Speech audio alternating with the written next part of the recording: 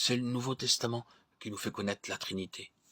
Le jour de la Pentecôte, le Saint-Esprit descendit comme une personne pour demeurer en nous. C'est là le fruit de l'œuvre de Jésus. Nous avons sur la terre la présence personnelle du Saint-Esprit.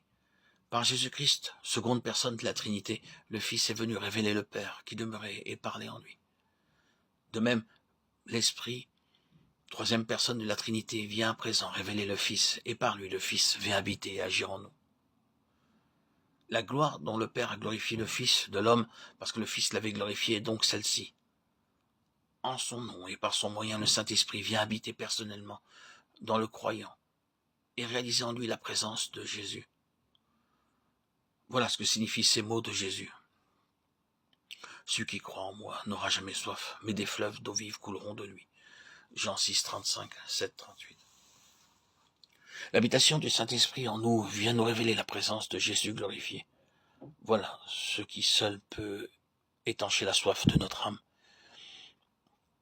et faire jaillir en nous une source de vie qui aille en vivifier d'autres encore.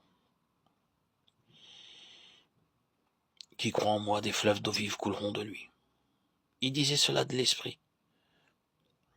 Ceci nous donne la clé qui ouvre tous les trésors de Dieu. Qui croit en moi. C'est Jésus glorifié qui baptise du Saint-Esprit. Croyons donc en lui. Pour recevoir la grâce promise, il suffit de croire en lui. Croyons qu'il est réellement glorifié, que tout ce qu'il est, tout ce qu'il fait, tout ce qu'il voudrait faire encore, il le peut, par la puissance que lui acquiert sa gloire divine. C'est selon les richesses de cette gloire que Dieu peut à présent agir en nous. Croyons que Jésus nous a envoyé le Saint-Esprit, que la présence personnelle de l'Esprit est en nous. La foi est le lien qui réunit d'une manière inséparable la gloire de Jésus dans les cieux et la puissance de l'Esprit dans notre cœur. Croyons que si nous restons en communion avec Jésus, nous recevrons ce courant d'eau vive et qu'il sera toujours plus abondant, soit pour nous vivifier nous-mêmes, soit pour passer de nous à d'autres. Oui, croyons en Jésus, mais souvenons-nous aussi qu'il ne suffit pas pour avoir la foi de penser à ces choses, de les comprendre, d'en être très sûr et d'être heureux de les connaître toujours mieux. Tout cela sans doute est nécessaire, mais ce n'est pas encore là croire. La foi véritable vient de la faculté que possède notre nature renouvelée de s'oublier et de renoncer au moi pour faire place à ce qui vient de Dieu, pour laisser Dieu et le Christ glorifié entrer, prendre possession et faire leur œuvre en nous.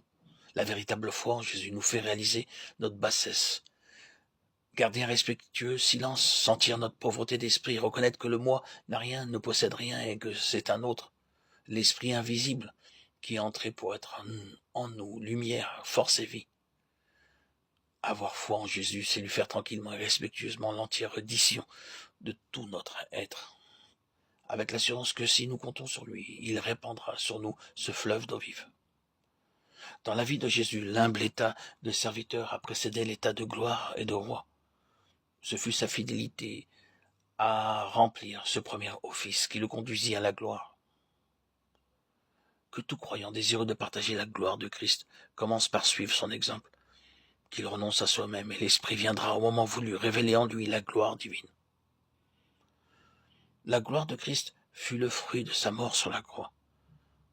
C'est en prenant part moi-même à cette mort de la croix, crucifixion de Christ pour moi et crucifixion de mon moi avec Christ, que je serai préparé à recevoir l'Esprit chargé de me révéler le Christ glorifié.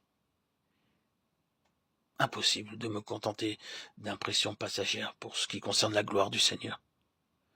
Il faut que ce soit Christ lui-même qui se glorifie en moi, qui par sa puissance divine unisse sa vie de gloire à ma vie individuelle. C'est là seulement ce qui peut satisfaire son cœur et le mien.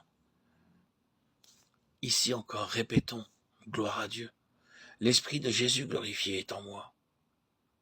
Il a pris possession de ma vie intime. Par sa grâce, ma vie sera retirée des voies de l'égoïsme et du péché. Oui, j'attendrai avec adoration, avec une ferme confiance que l'Esprit prenne entièrement possession de moi, qu'il glorifie le Seigneur en moi. Renouvelons et répétons sans cesse cette louange à Dieu. Gloire à Dieu au plus haut des cieux, et paix sur la terre aux hommes qu'il aime. À toi, Seigneur, tout honneur et toute gloire pour les siècles des siècles. Amen. Alléluia. Gloire à Dieu au plus haut des cieux, et paix sur la terre aux hommes qu'il aime. À toi, Seigneur, tout honneur et toute gloire pour les siècles des siècles. Amen. Alléluia. Gloire à Dieu au plus haut des cieux, et paix sur la terre aux hommes qu'il aime. À toi, Seigneur, tout honneur et toute gloire pour les siècles des siècles. Amen. Alléluia.